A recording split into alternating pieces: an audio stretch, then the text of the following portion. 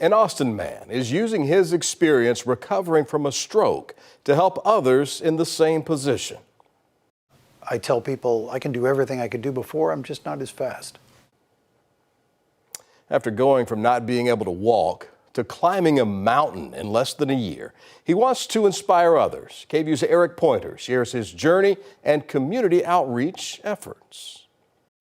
Buckled in. I'm just going to tighten these up. And strapped up. Step forward. Philip Ingalls steps into his physical therapy session. You ready to go a little faster? I am. He's come a long way since having a stroke in December 2021. I couldn't stand, I couldn't walk, I could barely use my right arm. He went to St. David's Rehab Hospital and began his recovery, putting one foot after another. All right, so make sure you're still landing on this heel. While he was there, he met another survivor in a group class who had been in his shoes. And here was a stroke patient that had been through almost exactly what I'd been through, and he walked out of rehabilitation. He encouraged him to keep pushing to new heights in his recovery. When he first started, he had trouble with a simple ladder. Pick up your right foot, put it on this first step here. I said I can't do it, and the therapist that was working with me said, no, you can't do it yet. But he kept at it.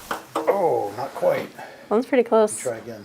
Yep. And less than a year after his stroke, Nice.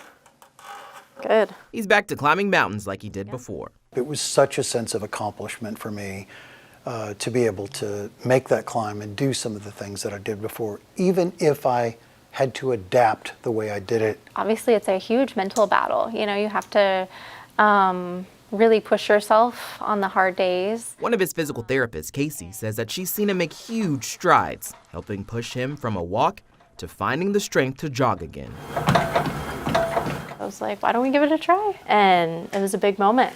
That was a big, big moment for me. I was almost in tears. Yep. Now he wants to let others know that they can follow in his footsteps. Good. He takes part in the St. David's Medical Center's peer mentoring program and gives presentations about his recovery. It's part of my therapy.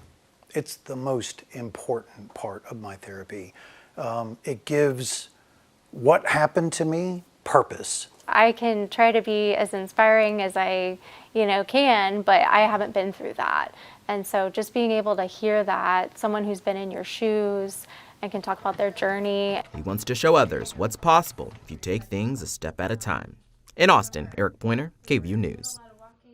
What a story. Eric, thank you. Philip also created a social media site for stroke survivors to connect. It's called Yet, named after that moment where he told his therapist he couldn't do something. She said, no, you just can't do it yet. We've got information about that site at our website, KVUE.com.